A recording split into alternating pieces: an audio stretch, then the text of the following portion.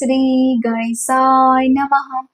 આપણી YouTube channel ભક્તિ સત્સંગમાં આપનું સ્વાગત છે.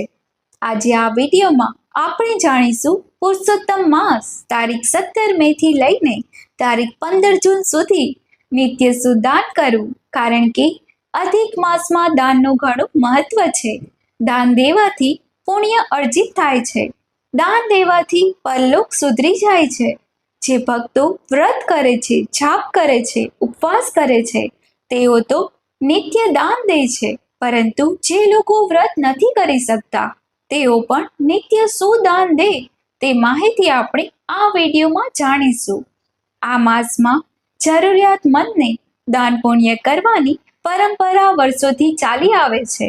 પુરુષોત્તમ માસમાં વ્રત, ઉપવાસ અને દાનનું મહત્વ છે, અને શક્તિ અનુસાર આપણે દાન અવશ્ય આપીએ છીએ, પરંતુ આ દાનમાં કોઈ દેખાદેખી ન હોવી જોઈએ. રાત્રે દાન ન કરવું જોઈએ.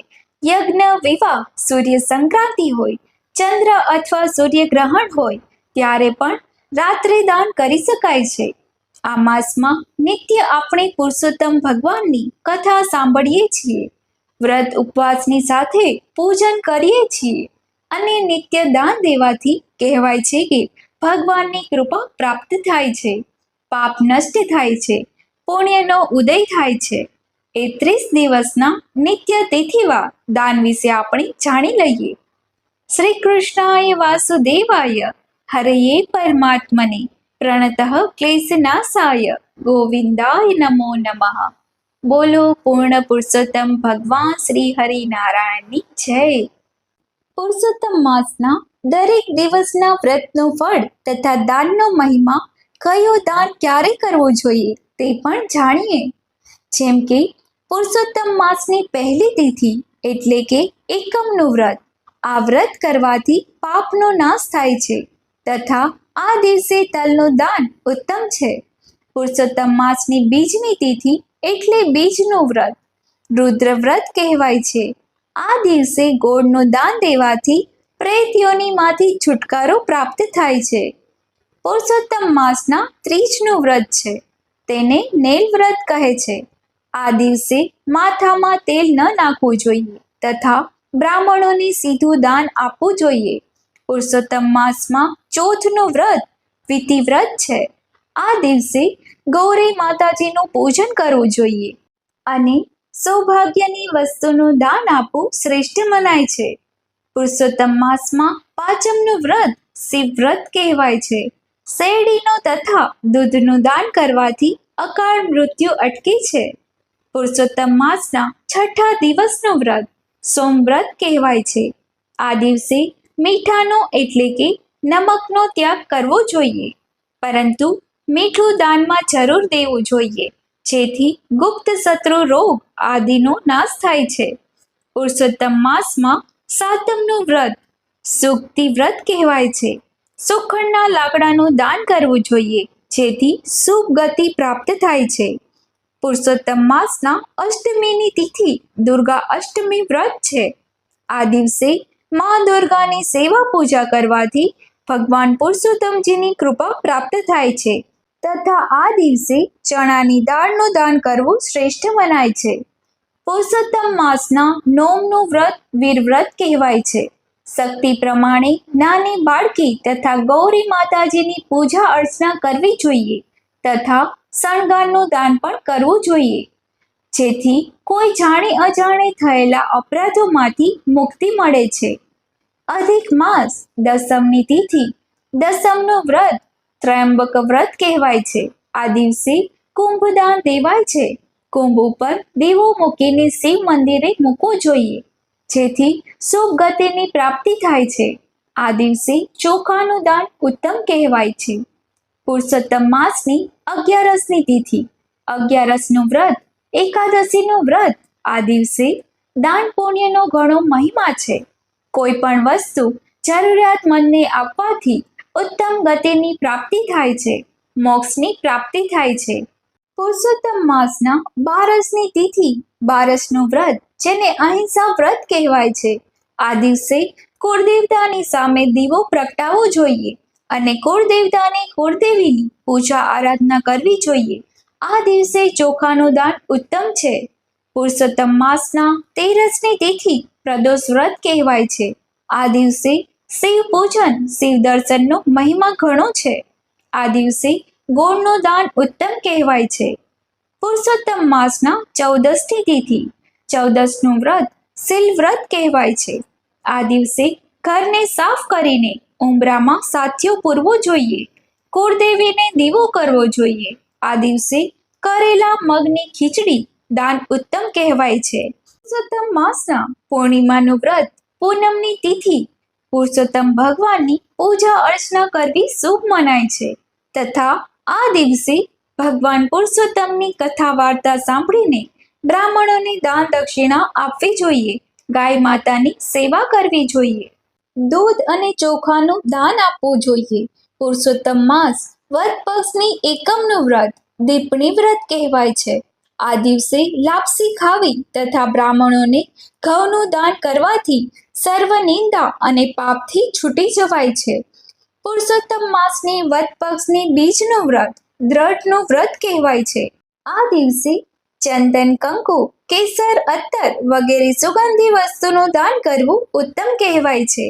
માતા પિતાના દોષથી મુક્તિ મળે છે. પુરુષોત્તમ માસના વદ પક્ષની ત્રીજનું વ્રત બિલ્વ વ્રત કહેવાય છે. આ દિવસે ગુરુ વડીલોનું પૂજન કરવું જોઈએ, વંદન કરવા જોઈએ તથા અડદનું દાન કરવું જોઈએ. પુરુષોત્તમ માસમાં ચતુર્થીની તિથિ ચોથનું વ્રત કહેવાય છે. વિનાયક ચતુર્થી છે. ગણપતિ બાપાની પૂજા આરાધના કરાય છે. ગણપતિ બાપાને લાડુનો ભોગ ધરાય છે. આ દિવસે બાળકોને લાડુ વહેંચવા જોઈએ. શુભ ફળની પ્રાપ્તિ થાય છે. ગાય માતાને પણ લાડુ ખવડાવવા જોઈએ. પુરુષોત્તમ માસના વદ પક્ષની પાંચમની તિથિનું વ્રત પંચમી વ્રત નામે છે. પ્રભાકર વ્રત છે. સૂર્યનારાયણની પૂજા કરવી જોઈએ. એક જ અન્ન ખાવું જોઈએ. જે અન્ન ખાવું તે દાન પણ કરવું શ્રેષ્ઠ મનાય છે. સર્વ પાપો નષ્ટ થાય છે. ભગવાન પુરુષોત્તમની કૃપા પ્રાપ્ત થાય છે. પુરુષોત્તમ માસના વદ પક્ષની છઠ એટલે કે છઠનું વ્રત. આ દિવસે સ્કંદ ભગવાનની પૂજા થાય છે. સૂર્યનારાયણની પૂજા કરવી, સૂર્યના 12 નામ લઈને 12 નમસ્કાર કરવા શ્રેષ્ઠ ગણાય છે. તથા અગ્નિનારાયણ દેવને બપોરે 12 વાગે ઘીની આહુતિ આપવી શ્રેષ્ઠ મનાય છે. પુરુષોત્તમ માસના વદ પક્ષની સાતમનું વ્રત સરસ્વતી વ્રત કહેવાય છે. આ દિવસે ઘરમાં સાફ સફાઈ કરવી, ઘરની પૂજા માટે ઉંબરે સાથિયો કરવો, બાળકોને મીઠાઈ આપવી. પુરુષોત્તમ માસના વદ પક્ષની અષ્ટમીની તિથિ આઠમનું વ્રત શ્યામ વ્રત કહેવાય છે. આ દિવસે પુરુષોત્તમ પુરાણ તથા કથા કરનારની પૂજા કરવી જોઈએ. દક્ષિણા આપવી જોઈએ. એવું જ મહાત્મય છે. જેથી દ્રષ્ટિ દોષ નાશ થાય છે. ચોખાનું દાન કરવું પણ શ્રેષ્ઠ મનાય છે. પુરુષોત્તમ માસની વદ પક્ષની નવમીની તિથિ એટલે કે નોમનું વ્રત વિશ્વાનાર વ્રત કહેવાય છે. આ વ્રત કરનારે ખીર ખાવી જોઈએ. ચોખાનું દાન કરવું જોઈએ. અગ્નિદેવને પ્રસન્ન કરવા જોઈએ. પુરુષોત્તમ માસના વદ પક્ષની દસમીની તિથિ દસમનું વ્રત આનંદ વ્રત કહેવાય છે. આ દિવસે સોનાના કે તાંબાના કે માટીના પાત્રમાં જળ ભરીને દાન આપવું શ્રેષ્ઠ મનાય છે. પુરુષોત્તમ માસના વદ પક્ષની 11ની તિથિ 11નું વ્રત પરમા વ્રત છે. આ વ્રત સૌભાગ્ય દેનારું છે. આ દિવસે પતિ સેવા તથા પુરુષોત્તમ ભગવાનનું વ્રત કરવું શ્રેષ્ઠ મનાય છે. આ દિવસે ગાય માતાની સેવા તથા જરૂરિયાતમંદને દાન પુણ્ય કરવું જોઈએ. પશુ પક્ષીને ચણ નાખવા જોઈએ. ઉત્તમ ફળદાયી છે. પુરુષોત્તમ માસના વદ પક્ષની 12ની તિથિ વીર વ્રત કહેવાય છે. આ દિવસે તીર્થ સ્થાન કરવું ઉત્તમ છે. તીર્થમાં રહેલા દેવોનું પૂજન કરવું અથવા પુરુષોત્તમ ભગવાનનું વ્રત કરતા હોય ત્યારે પુરુષોત્તમ ભગવાનની સેવા પૂજા કરવી, કથા સાંભળવી તથા બ્રાહ્મણોને દાન દક્ષિણા આપવી. પુરુષોત્તમ માસના વદ પક્ષની 13ની તિથિ 13નું વ્રત યદુ વ્રત કહેવાય છે. આ દિવસે બપોરે એકટાણું ન કરવું, સાંજે એકટાણું કરવું જોઈએ. બાળકોને ગોળ દાળિયા વેચવા જોઈએ. પુરુષોત્તમ માસના વદ પક્ષની 14ની તિથિ 14નું વ્રત. આ દિવસે કાસાનું દાન આપવું શ્રેષ્ઠ મનાય છે, જેથી શરીરની શુદ્ધિ થાય છે. પુરુષોત્તમ માસની અમાસની તિથિ એટલે અમાસનું વ્રત. છેલ્લો દિવસ. પુરુષોત્તમ માસના આ છેલ્લા દિવસે શક્તિ પ્રમાણે બ્રાહ્મણોને દાન દક્ષિણા આપવી જોઈએ, વસ્ત્રદાન આપવું જોઈએ તથા પુરુષોત્તમ માસ કરનારે વ્રતનું ઉદ્યાપન પણ કરવાનું હોય છે. માટે ગાયની સેવા જરૂર કરવી, તુલસી માતાજીની સેવા કરવી, ઘરમાં મંદિરમાં રહેલા આપણા ઈષ્ટદેવ આદિની પૂજા અર્ચના કરીને જરૂરિયાતમંદને દાન પુણ્ય કરવું અને પુરુષોત્તમ ભગવાનને પ્રાર્થના કરવી કે હે પ્રભુ, મારાથી જે વ્રત થયું છે એ વ્રતને સ્વીકારો. હવે આપણે સાંભળીએ પુરુષોત્તમ માસમાં નિત્ય તિથિવાર કઈ વસ્તુનું દાન દેવું શ્રેષ્ઠ છે. દાન દેવાથી પુણ્ય અર્જિત થાય છે અને દાન દેવાથી જે આપણા કર્મ છે તે પણ શુભ પરિણામ આપે છે. જે કોઈ ભક્તો નિત્ય દાન કરી શકે તેવું શું કરે? ખાસ કરીને આ પુરુષોત્તમ માસમાં ભગવાન શ્રી હરિનારાયણને પ્રિય એવા આ માસમાં ભગવાનને પ્રિય એવું કેળાનું દાન સર્વોત્તમ છે. ભગવાન શ્રી હરિ વિષ્ણુની પૂજામાં કેળાનો ભોગ અવશ્ય લગાવીએ છીએ. માટે ઘરમાં શુભતા અને સૌભાગ્યની પ્રાપ્તિ થાય તે માટે કેળાનું દાન કરવું જોઈએ. ગુરુનું પ્રતીક કેળા છે, સૌભાગ્યનું પ્રતીક કેળા છે.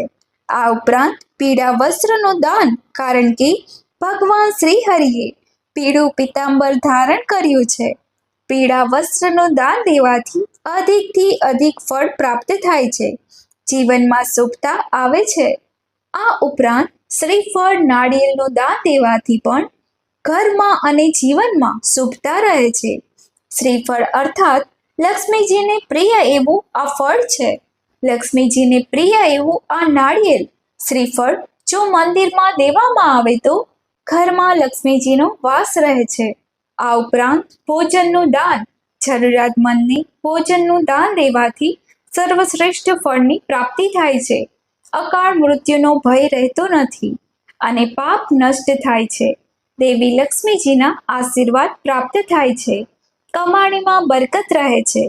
ધન દોલતની વૃદ્ધિ થાય છે. એટલે તો કહેવાય છે કે ભૂખ્યાને અન્ન અને તરસ્યાને જળ મળે એથી ઉત્તમ મોટું દાન કયું હોઈ શકે. એટલા માટે જ અન્નનું દાન તે શ્રેષ્ઠ દાન છે. આમ પુરુષોત્તમ માસમાં આ વસ્તુનું પણ દાન કરી શકીએ. અને આ ઉપરાંત આપણે ભાગવત મહાપુરાણનો પાઠ છે, વિષ્ણુ સહસ્ત્ર નામ પાઠ, તે પણ કરી શકીએ છીએ. ભગવાનનું નામ જપ કરવાથી પણ પાપ નષ્ટ થાય છે. દાન કરવું તે સર્વશ્રેષ્ઠ મનાય છે, પરંતુ આપણે જે દાન દઈએ તે ભાવથી પ્રેમથી દેવું જોઈએ. તિરસ્કારથી દેવું ન જોઈએ, કારણ કે તેનાથી કોઈ ફળ પ્રાપ્ત થશે નહીં. અને જે ભક્તો પુરુષોત્તમ માસનું વ્રત કરે છે, જેઓ આખું માસ વ્રત કરે છે, નિયમ લે છે, છેલ્લા દિવસે જે વસ્તુનું નિયમ લીધું હોય, ત્યાગ કર્યો હોય, તે વસ્તુનું દાન અવશ્ય દે. બ્રાહ્મણોને દક્ષિણા સહિત દાન દઈ શકાય છે અથવા જરૂરિયાતમંદને પણ આપી શકાય છે. પુરુષોત્તમ માસ 3 વર્ષે આવે છે અને મનુષ્ય અધિકથી અધિક ભક્તિ કરીને મનુષ્ય પોતાનો જન્મારો સુધારી શકે છે. ધર્મ, અર્થ, કામ અને મોક્ષ આપનાર એ પુરુષોત્તમ માસ છે. ભગવાન શ્રી નારાયણે પોતાનું જ નામ આપ્યું છે. માટે પુરુષોત્તમ માસનો પૂરેપૂરો લાવો લેવો જોઈએ અને પ્રભુની ભક્તિ કરીએ, સત્સંગ કરીએ અને જીવનમાં આરોગ્ય સૌભાગ્યની પ્રાપ્તિ કરીએ. ભોગથી અને અંતમાં મુક્તિ પ્રાપ્ત થાય એવી પ્રભુને પ્રાર્થના કરીએ, જેથી કરીને જન્મ મરણના ચક્રમાં ફસાવું ન પડે, એ દર્દ અને પીડાને સહન ન કરવી પડે. પ્રભુને ભાવથી પ્રેમથી ભજીને નમન કરીએ. બોલો પુરુષોત્તમ ભગવાનની જય. આપને આ વિડીયો પસંદ આવ્યો હોય તો વિડીયોને લાઈક કરજો, શેર કરજો, ચેનલને સબસ્ક્રાઈબ કરજો, જેથી આવા જ પ્રભુ ભક્તિ આરાધનાના વિડીયો આપ સુધી તુરંત પહોંચી શકે. આપ સૌને જય માતાજી, જય શ્રી કૃષ્ણ.